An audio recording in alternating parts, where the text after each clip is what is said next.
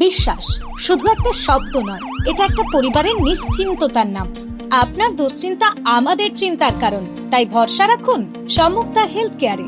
এবার আরামবাগেই 24 ঘন্টা অত্যাধুনিক কার্ডিয়াক ক্যাথল্যাব, অভিজ্ঞ কার্ডিওলজিস্টের তত্ত্বাবধানে এনজিওগ্রাফি ও এনজিওপ্লাস্টি ও পেসমেকার এবং অন্যান্য হার্টের অপারেশন এখন আপনার শহরে। আরামবাগের সর্বপ্রথম NABH মান্যতাপ্রাপ্ত নার্সিং হোম এবং NABL মান্যতাপ্রাপ্ত প্যাথোলজি এবং আয়ুষ্মান ভারত প্রকল্পের সুবিধা প্রদানকারী নার্সিং হোম সম্মুক্তা হেলথ কেয়ার। বিগত 11 বছর ধরে আপনাদের বিশ্বাসের সঙ্গী। ঠিকানা বসন্তপুর মোড়, আরামবাগ, হুগলি। সম্মুক্তা হেলথ কেয়ার, আপনার প্রতিটা হৃদস্পন্দনের নিরাপদ ভরসা। 125 দিনের কর্মসংস্থান, জীবিকা উন্নয়ন সহ একাধিক গুরুত্বপূর্ণ বিষয়ে হুগলি জেলা প্রশাসনের সঙ্গে বৈঠকে পঞ্চায়েত মন্ত্রী দিলীপ ঘোষ। VBG রামজি আইন 2025 এবং বিকশিত ভারত রোজগারের নিশ্চয়তা ও আজীবিকা মিশন গ্রামীণ এর বিভিন্ন কর্মসূচি বাস্তবায়নকে সামনে রেখে হুগলির চুঁচুড়ায় রবীন্দ্র ভবনে এক গুরুত্বপূর্ণ প্রশাসনিক বৈঠক অনুষ্ঠিত হয়। এই বৈঠকে উপস্থিত ছিলেন রাজ্যের পঞ্চায়েত মন্ত্রী দিলীপ ঘোষ, রাষ্ট্রমন্ত্রী শান্তনু প্রামাণিক, হুগলি জেলা শাসক খুরশিদ আলী কাদারি, বিধায়ক সুবীর নাগ সহ জেলা প্রশাসন, পঞ্চায়েত দপ্তর এবং বিভিন্ন সরকারি বিভাগের আধিকারিকরা।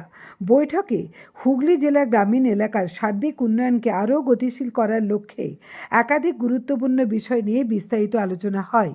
বিশেষভাবে গুরুত্ব দেওয়া হয় 125 দিনের কর্মসংস্থান নিশ্চিত করার অঙ্গীকার, গ্রামীণ পরিকাঠামোর উন্নয়ন, জীবিকা সৃষ্টির সুযোগ বৃদ্ধি এবং সরকারি প্রকল্পগুলির দ্রুত এবং স্বচ্ছ বাস্তবায়নের উপর।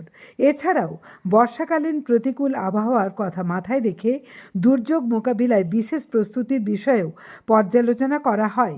সম্ভাব্য বন্যা পরিস্থিতি মোকাবিলায় আশ্রয়স্থল প্রস্তুত রাখা, ত্রাণ এবং উদ্ধার ব্যবস্থা জোরদার করা, নদী বাঁধ ও বন্যা প্রতিরোধমূলক পরিকাঠামোর উন্নয়ন এবং জরুরি পরিস্থিতিতে প্রশাসনের সমন্বিত পদক্ষেপ নিয়ে বিস্তৃত আলোচনা করা হয়।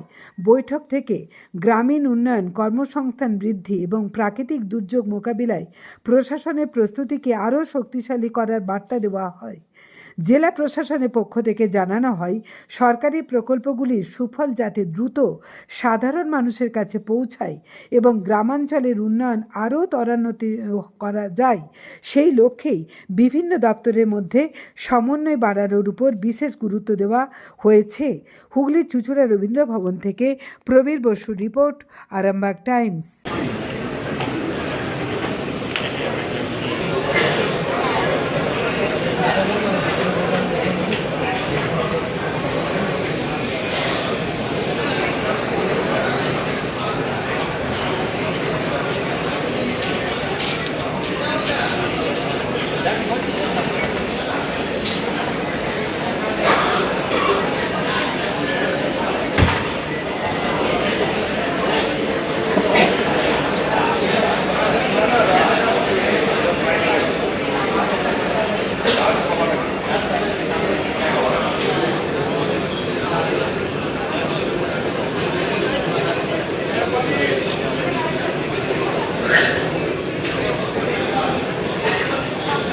বহু প্রকল্প নতুন করে লাগু হয়ে গেছে, তার মধ্যে VBG রামজি এবং আগের যা যা ছিল তাতে অনেক অর্থ বরাদ্দ বেশি হয়েছে।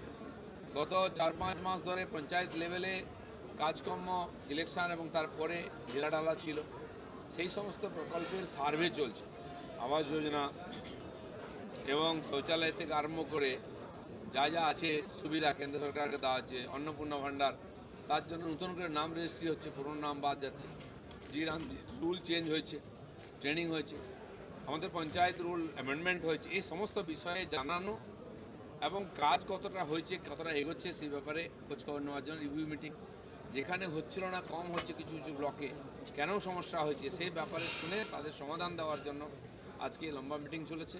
প্রায় 500 কর্মচারী উপস্থিত ছিলেন, খুব সুন্দর পরিবেশে হয়েছে। আমরা হাওড়ায়ও করলাম মিটিং, হুগলিও করলাম। হুগলি জেলার পারফরমেন্স আনুপাতিকভাবে ভালো। আমার মনে হচ্ছে আরও 1 সপ্তাহের মধ্যে বাকি কাজও ভালোভাবে হয়ে যাবে। বৃষ্টি বাদলার জন্য কিছু সমস্যা হচ্ছে, কর্মচারীর কিছু শর্টেজ আছে, তার জন্য সমস্যা হচ্ছে, কিন্তু সবাই পরিশ্রম করছেন। পঞ্চায়েত লেভেলের কাজ খুব ভালোভাবে এগোচ্ছে। দাদা, রাস্তাঘাটের অবস্থা খুব খারাপ বর্ষা যেহেতু, সেই দিকে কি কোনো পদক্ষেপ আগে নেওয়া হবে? আগে কিছু টেন্ডার হয়েছিল, কাজ শুরু হয়েছিল, নতুন করে টেন্ডার হচ্ছে, বাজেট পাস হয়ে গেছে। কিন্তু আপনারা জানেন যে ধরনের বৃষ্টি হচ্ছে এর মধ্যে রাস্তাঘাটের কাজ করাটা খুব কঠিন। তারপরেও সেমিফাইনাল করে রেখে দেওয়ার জন্য ফিক্স না দিয়ে রাস্তার কাজ শুরু হবে, আর একটু ধীমির গতিতে হবে। একেবারে রাস্তা যেগুলো ভেঙে গেছে কিছু না কিছু করার চেষ্টা হবে যাতে গতিটা ধরে রাখা যায়। 1-2 মাস তো বৃষ্টির জন্য একটু অসুবিধা হবে। দাদা আবাসের বাড়ি নিয়ে সমস্যা সবসময় থাকতো, যোগ্য মানুষ পেত না, কি বলছেন এবারে আবাসে ধরুন প্রায় 25 লাখ যে নাম ছিল ভুলভাল বাদ যাবে আর 25 লাখ ঢুকবে। ঠিক সেরকম জিরামজিতেও 25 লাখ প্রায় জব কার্ড বাদ যাবে, যেটা ভোটার কার্ডের সঙ্গে লিঙ্ক করানো হচ্ছে। আরও 25-30 লাখ নতুন ঢুকবে। তো এগুলো সার্ভে চেকিং সব একসঙ্গে চলছে। সেই জন্য যে জনসাধারণের জন্য যে ক্যাম্প হয়েছিল, কি নাম দেওয়া হয়েছিল এটা, তো সেই ক্যাম্পে প্রায় 70-75 লক্ষ লোক এসেছেন। এই ধরনের সমস্ত জনকল্যাণ শিবিরেতে নাম রেজিস্ট্রি করেছেন বিভিন্ন ওই গরিব কল্যাণ যোজনার লাভ নেওয়ার জন্য। সেই সমস্ত মানুষকে আমরা ইনক্লুড করছি, তাদের বাড়ি বাড়ি গিয়ে সার্ভে হচ্ছে, কোনো মানুষ যেন বঞ্চিত না হন এটা দেখার চেষ্টা হচ্ছে। দাদা একটা পঞ্চায়েত দেখা যাচ্ছে বছরে 10 লাখ টাকা তখন বিগত সরকারের আমলে থাকতো, 3 মাসে 7 লক্ষ টাকা উঠে গেছে। এই জায়গাগুলোতে কি বলবেন? অনেক কিছু অসামঞ্জস্য আছে, আর সেগুলো আমাদের চোখেও পড়েছে। আমরা 10% পঞ্চায়েতের জন্য স্পেশাল অডিট করছি। অডিট শুরু হয়ে গেছে। যেসব পঞ্চায়েত থেকে বেশি কমপ্লেন এসছে দুর্নীতির, যেখানে কাজ কম হয়েছে বা খুব বেশি কাজ হয়েছে মনে হচ্ছে দেখে, সেখানে কিছু অসঙ্গতি আছে, সেগুলো সার্ভে অডিট শুরু হয়েছে। এই সিস্টেমকে ঠিকঠাক করার জন্য উপর থেকে নিচ অবধি যা যা করার দরকার সরকার শুরু করেছে কাজ।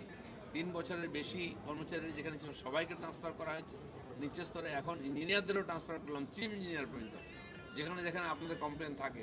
এইভাবেই একটা শুরু হয়েছে এবং বাকিটাও আমরা নজর রেখেছি। পঞ্চায়েত স্তরে বেশি দুর্নীতির অভিযোগ উঠেছে, ইঞ্জিনিয়ার থেকে আরম্ভ করে সচিব সকলের বিরুদ্ধে অভিযোগ আছে। এর আগের কিছু টেন্ডার আমরা বন্ধ করে রেখেছি, কাজ পেমেন্ট সেগুলো রিভিউ হচ্ছে। ওয়ার্ক অর্ডার ছাড়াই অনেক কাজ হয়েছে, টেন্ডার ছাড়াই কাজ হয়ে গেছে, সেটা বেনিয়ম। আর তার টাকা এদিক ওদিক হয়েছে, মানুষ কাজ হয়নি, খরচা হয়ে গেছে, ফিট সার্টিফিকেট হয়েছে, রোডই হয়নি। এগুলো যেমন আছে। আর আপনারা জানেন দুর্নীতি কম করার জন্য আমরা পঞ্চায়েতে যে আইন সেটাকে অ্যামেন্ডমেন্ট করেছি। উদ্দেশ্য এটাই আছে। আমার মনে হয় ধীরে ধীরে এগুলো ঠিক হবে। আলু নিয়ে কি বলবেন? আলুর যে পরিস্থিতি, 100 টাকা 150 টাকা বস্তা। আলুর ফলন বেশি হয়েছে এবারে আমাদের। সঙ্গে সঙ্গে গত সরকারের মুখ্যমন্ত্রী 2-3 বছর ধরে আলু বাইরে যাওয়া বন্ধ করেছিলেন, বলে বাইরের কাস্টমার আমাদের কমে গেছে, বাইরের মার্কেট নষ্ট হয়ে গেছে। প্রায় 30 লক্ষ মেট্রিক টন আলু এবারে এক্সট্রা, যেটা আমাদের পশ্চিমবাংলার যেটা আমরা ব্যবহার করি তার চেয়ে বেশি, সেটা বাইরে পাঠানোর চেষ্টা হচ্ছে। আমরা কেন্দ্র সরকারের সঙ্গে আপিল করেছিলাম সাবসিডির জন্য, ওরা না বলেছে। আমাদের এখানে ফাইন্যান্স ডিপার্টমেন্টের কাছে আমি 3 বার ফাইল পাঠিয়েছি। ওনারা যেটা বাজেটে একটা ঘোষণা করেছিলেন যে চাষির কাছ থেকে আলু সংগ্রহ করার জন্য সাবসিডি দেওয়া হবে, কিন্তু আমরা চাইছি মালিক যারা আছেন কোল্ড স্টোরেজের বা ব্যবসায়ীরা অন্য রাজ্যে আলু নিয়ে যান, তাদের কিছু সাবসিডি দেওয়া হোক। সেটা সরকার এবারে দিতে পারছে না, তাই আমাদের ডিপার্টমেন্ট থেকে একটা ছোটো অ্যামাউন্ট দেওয়ার জন্য ফাইল চালাচালি হচ্ছে। কিছু সামান্য দিয়ে আমরা চেষ্টা করছি ব্যবসায়ীদেরকে এই কাজে উদ্বুদ্ধ করার। নকশালবাড়িতে রেকর্ড খাজনা আদায় হয়েছে, বিগত 3 মাসে 7 লক্ষ টাকা খাজনা আদায় করতে পেরেছে। আপনারা দেখবেন আপনাদের হুগলি জেলাতেও বিভিন্ন ব্লকে পঞ্চায়েতে খাজনা আদায় বাড়বে, কারণ যারা খাজনা আদায় করে তারা কাজ করতো না, তাদের দেখাশোনা হতো না। খাজনা আদায় হতো অন্যভাবে চলে যেত, জমা পড়তো না, ফলে কোনো হিসাব আসতো না। অলরেডি আমাদের প্রদেশের যে কোষ, সেখানে বিভিন্ন জায়গা থেকে ট্যাক্স খাজনা যথেষ্ট পরিমাণে প্রায় 50-60% বাড়তে পারে। মাননীয় মুখ্যমন্ত্রী বলছিলেন এটা সর্বত্র হবে। লোকে খাজনা দিতে চায়, নেওয়ার ব্যবস্থা নেই, নেওয়ার পরে জমাও হয় না, সেগুলো শুধরানোর ব্যবস্থা। প্রধান হোক অন্য কেউ, সব ইনকোয়ারি হবে। অলরেডি কমপ্লেন হচ্ছে, কেউ কেউ জেলেও গেছে। কমপ্লেন করুন, যারা ক্ষতিগ্রস্ত তার ব্যবস্থা আমরা করব।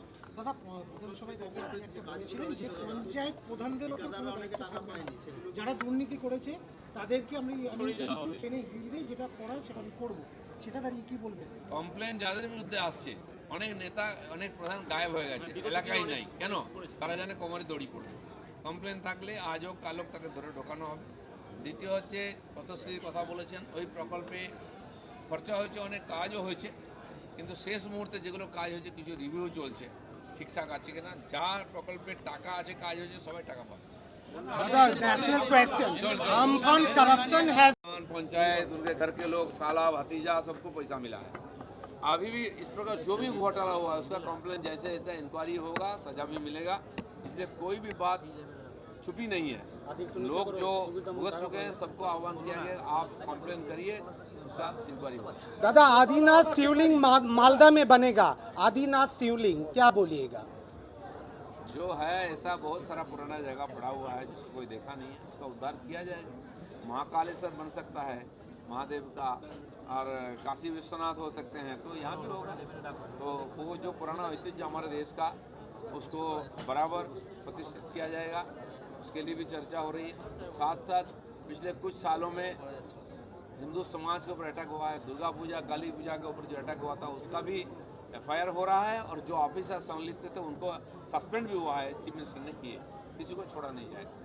धन्यवाद। दादा জ্যোতিষ জগতে অদ্বিতীয় ডক্টর অঞ্জন শাস্ত্রী আপনার উজ্জ্বল ভবিষ্যতের একমাত্র দিশারি। Call for booking 7477886099 or log in www.anjanshastri.com। Download করুন আমাদের exclusive mobile app astro Anjan.